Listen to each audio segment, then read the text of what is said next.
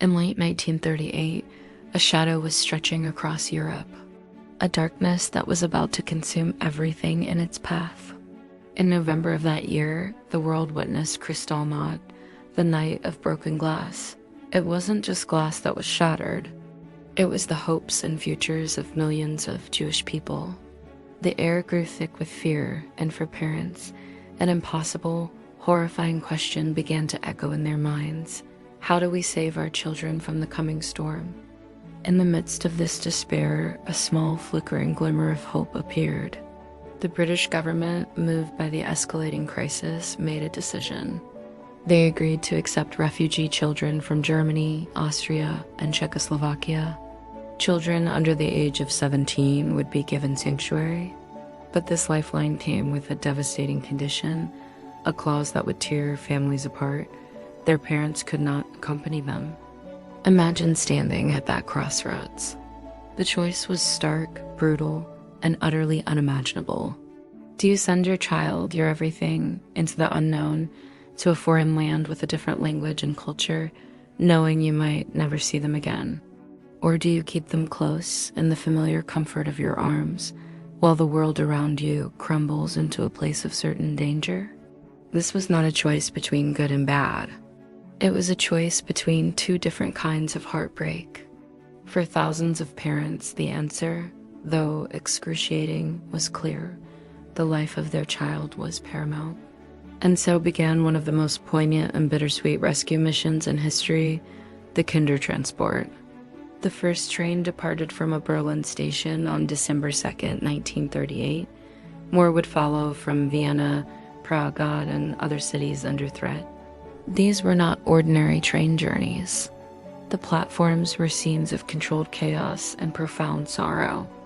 Picture it, hundreds of children, some just toddlers, others on the cusp of adulthood, each with a small suitcase and a numbered tag hanging around their neck.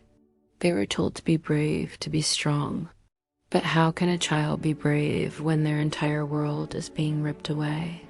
Parents stood on the platform, trying desperately to hold back their tears, to plaster smiles on their faces for one last memory. They waved, they blew kisses, they mouthed words of love and encouragement that were swallowed by the noise and the distance. One of these children was a young girl named Eva. Like the others, she stood by the train, clutching her mother's hand. As the moment of separation arrived, her mother pulled her close. There were no grand speeches, no long goodbyes. There wasn't time. Her mother looked into her eyes and said just two words: be brave. The train doors began to close. This wasn't a normal delay. The doors closed slowly, reluctantly, not because of a mechanical issue, but because hands didn't want to let go. Parents were forbidden from boarding the train. They pressed their hands against the cold glass of the windows, trying to get one last look, one final touch. Then the train's whistle blew. It was a sound that didn't signal a departure, but a severing. It was a blade that sliced through the heart of thousands of families, separating parent from child, past from future. To the world, this was a rescue, a humanitarian effort, a victory for compassion in a time of hate. But for the children on that train, and for the parents left behind on the platform, it was a goodbye. As the train lurched forward, gaining speed, the familiar faces on the platform grew smaller and smaller, until they blurred into a sea of waving hands, and then disappeared altogether. Inside the train, a strange quiet fell. Some children cried silently, others stared out the window, their expressions blank. Eva held her suitcase tightly on her lap. It contained a few changes of clothes, a photograph, and the weight of everything she was leaving behind.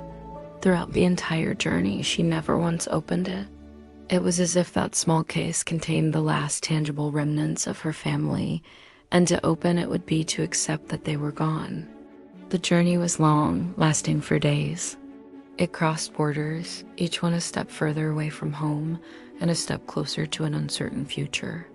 They traveled through Holland, where Dutch volunteers provided them with food and kindness, a brief moment of warmth in a cold, bewildering world.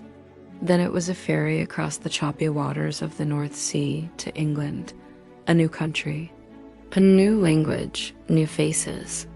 When they arrived, they were taken to reception centers, like a large camp at Dovercourt Bay. There they waited. They waited for foster families to come and choose them, a process that felt strange and unnerving. They were alone, surrounded by other children who were just as lost and scared as they were. For Eva, and for thousands like her, the adjustment was immense. Everything was different: the food, the customs, the sounds of the street.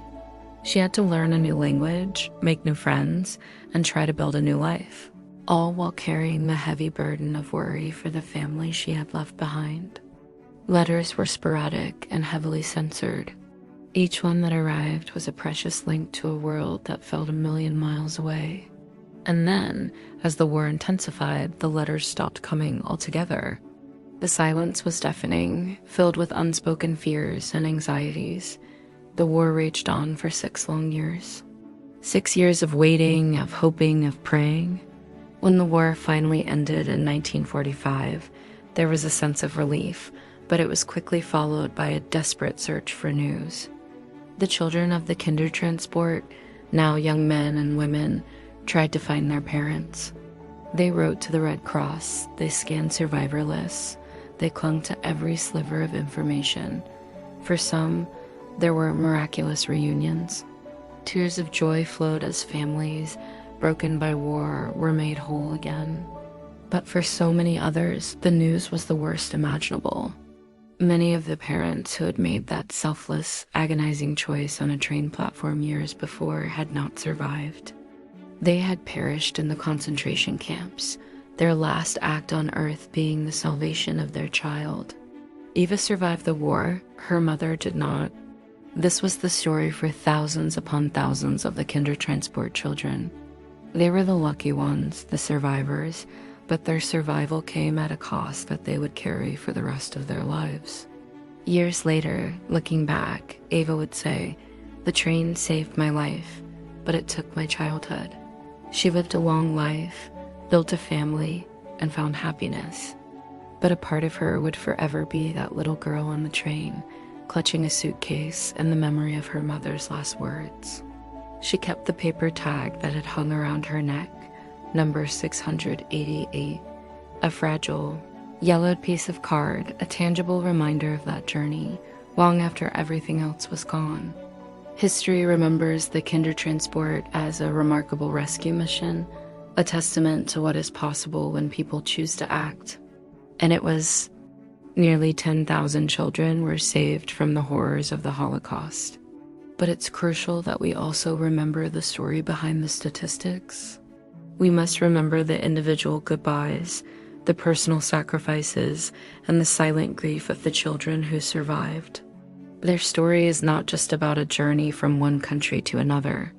It's about the enduring strength of the human spirit, the profound depth of a parent's love, and the enduring scars left by a world torn apart by hate. They were saved, but they were also separated. It was a rescue, but it was also a farewell. Thank you for watching. If this story touched you, please consider sharing it so that these voices are never forgotten.